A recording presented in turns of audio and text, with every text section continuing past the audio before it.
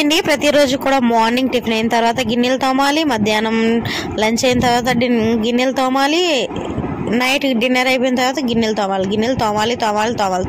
తోమి చేతులు కూడా అరిగిపోతున్నాయండి. ఇంకా నేనైతే వారానికి 3 సార్లు మా గ్యాస్కి స్నానం చేపిస్తాను. అదే అండి డీప్ క్లీన్ చేస్తాను.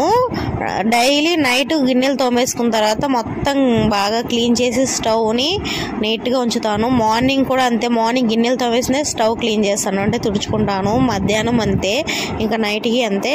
వారానికి 3 సార్లు డీప్ క్లీన్ చేస్తాను. మొత్తం స్క్రబ్బర్ వేసి సోప్ వేసి రబ్ చేస్తాను నీట్గా. బ్యాక్ సైడ్ గోడకు కూడా ఆయిల్ జిడ్డు మరకలు ఉంటాయి, అంతా కూడా క్లీన్ చేస్తానండి. ఇంత కష్టపడి ఇన్ని చేస్తూ వీడియోస్ చేస్తూ ఇంటి పని వంట పని పిల్లల్ని చూసుకుంటూ, 2 చిన్నపిల్లలండి, 2 years పాప అండ్ 7 months పాప, వాళ్ళిద్దరినీ చూసుకుంటూ ప్లస్ నేను ఇప్పుడు మిషన్ కూడా కుట్టుకుంటున్నానండి.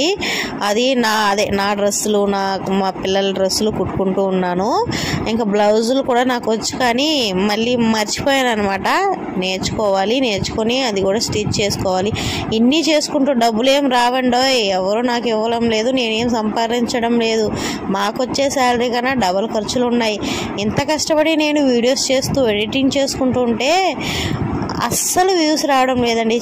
చూడొచ్చు కదా, చూస్తే మీ సొమ్మేమైనా పోతుందా?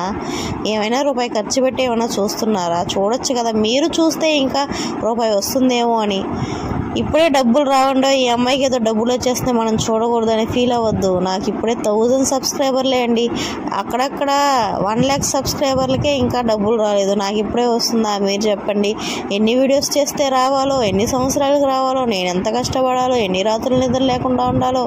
ప్లీజ్ అండి సబ్స్క్రైబ్ చేసుకోవచ్చు కదా. నేను డైలీ మా పిల్లలు 10 10:30 పడుకుంటే వీడియోస్ ఎడిటింగ్ చేసుకొని వాయిస్ ఓవర్ ఇచ్చాడు. ఎంత కష్టమండి.